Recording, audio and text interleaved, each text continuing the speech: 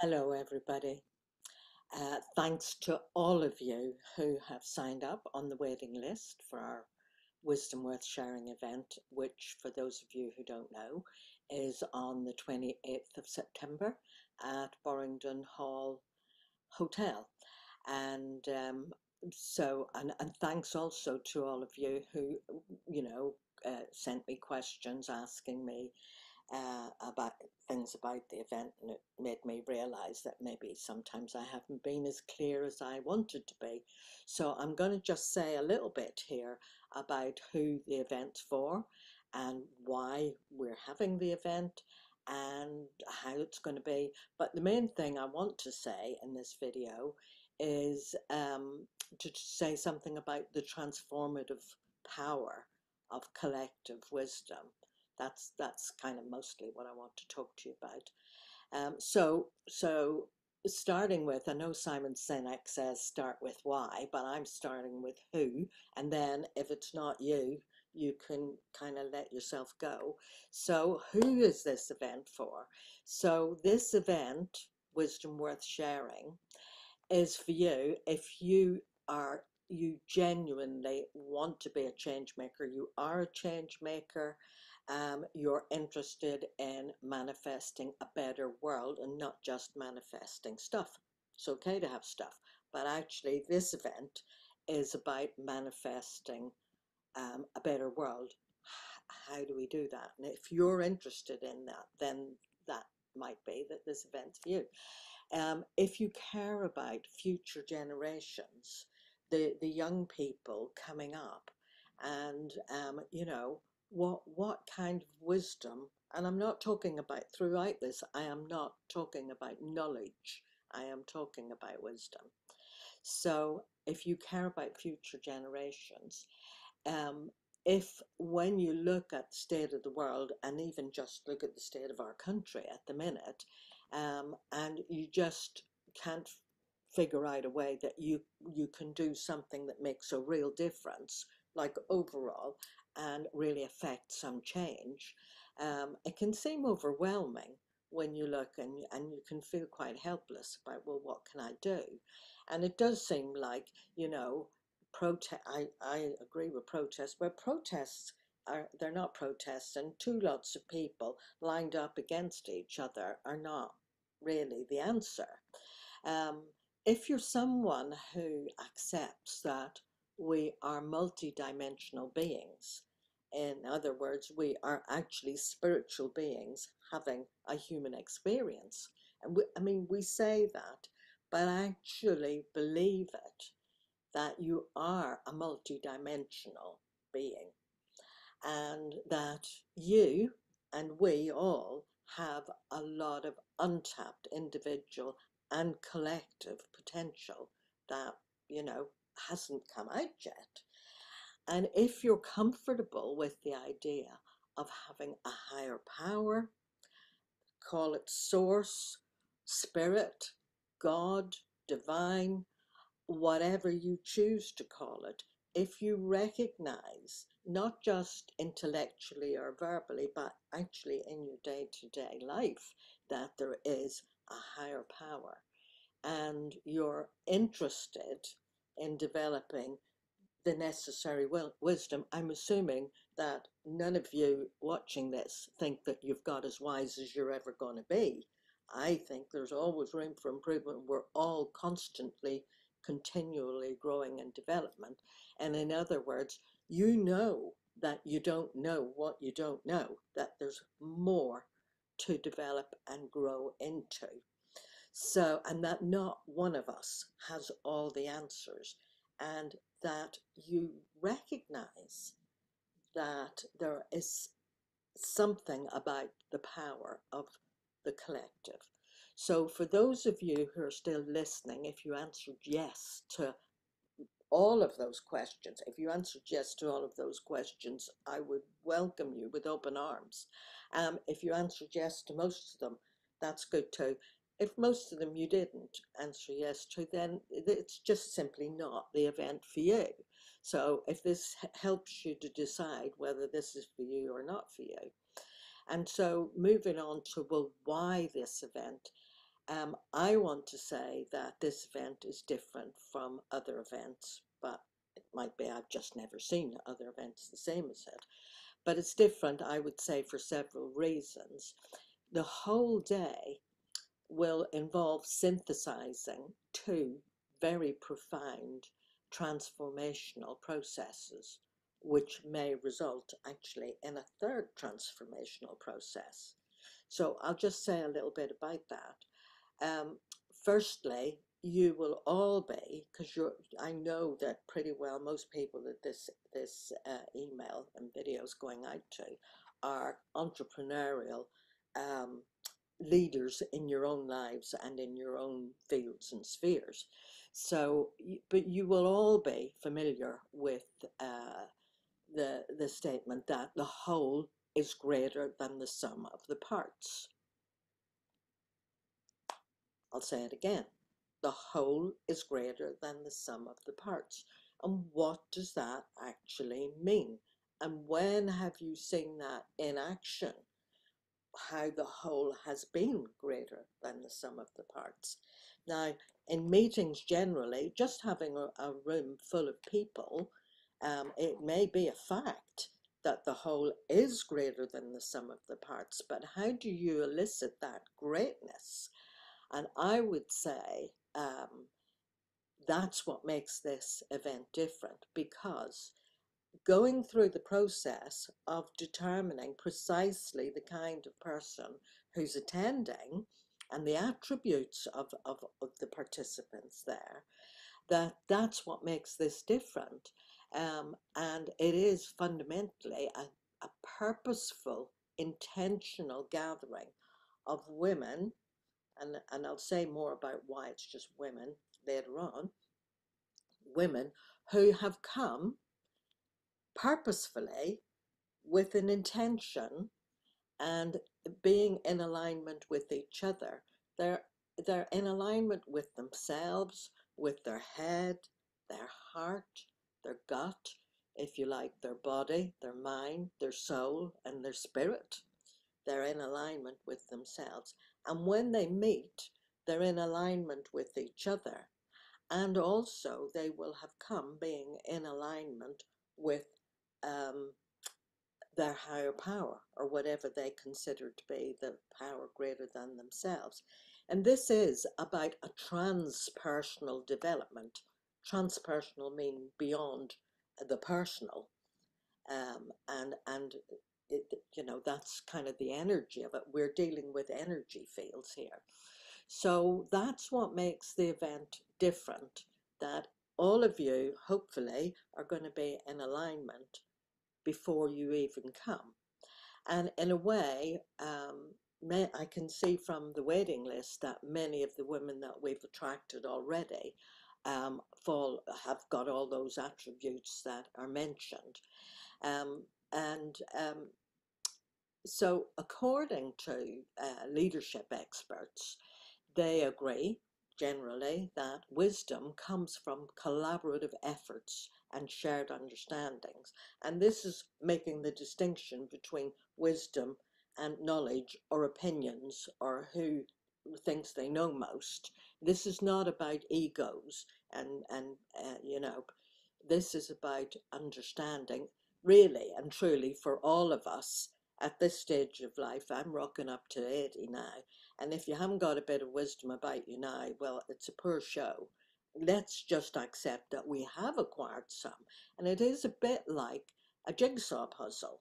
We all have a piece. We don't know what the whole picture is, but we all have a piece, and we gather and we'll put our individual pieces together. There isn't one that's bigger and better than anybody else. We're all on a level playing field here, and we're all coming together with whatever our piece is, and we're going to share it. And the likes of those of you who are old enough to remember, and well, she's still around actually, Rianne Eisler, who wrote The Chalice and the Blade. She also wrote several great books about a process, which she called the partnership way, about being in partnership and collaboration and connection. Leadership leader, an activist, Margaret Wheatley, she has stated in more than one way, we can be wise only together. We actually need each other. So, you know, indigenous people, their concept, African uh, concept of Ubuntu, um, I don't know if that's the way to pronounce it, but it's the way I pronounce it. That means because you are, I am. And there are aspects of us and our potential and our development individually that we simply cannot activate by ourselves. We actually need to be together. And it's like a co-creation, a co-construction, because you are, I am, and that this event is about that, and it's about that very in a very conscious and focused way, that that is how we are meeting. um, Lots of the new scientists, um, people like Bruce Lipton and Greg Braden and Joe Dispenza, that they're most of the quantum physicists, and you know, Fritjof Capra, who wrote the Tao of Physics. That, you know, there's an overlap between quantum physics and spirituality. Lothar Schaefer has written a lovely book. It's on my desk here. There's a million books on my desk, called Infinite Potential. How we do have this potential, and there is a potential in when we gather collectively and when we're connected to Source. And so this day that we're having will have two very transformational processes, and one of them is being of one mind. You know, Jesus actually said, where two or more are gathered, there am I in the midst of them. If you gather it with that kind of intention and spirit, um, the whole is greater than the sum of the parts. So there are conditions for the whole being greater than the sum of the parts. The potential's always there, but it doesn't get activated in most gatherings. So I am suggesting the Wisdom Worth Sharing event, we are going to be just, there's no me at the front or anybody at the front waving magic wands and being the one who's doing it. We together will create it'll be a co-construction, and there is a power in that, and that actually activates potential in every one of us. So Lynn McTaggart in particular, now Lynn McTaggart, those of you know Lynn McTaggart, she wrote a book called, well, she's written many books. She's an investigative journalist, but she's also very engaged in the science of spirituality. And she's written many books. One that she was best known for was The Field, and then The Intention Experiment. And she has carried out global studies, group studies, and intention experiments, like thousands, hundreds of thousands of people involved in them, in over 100 countries.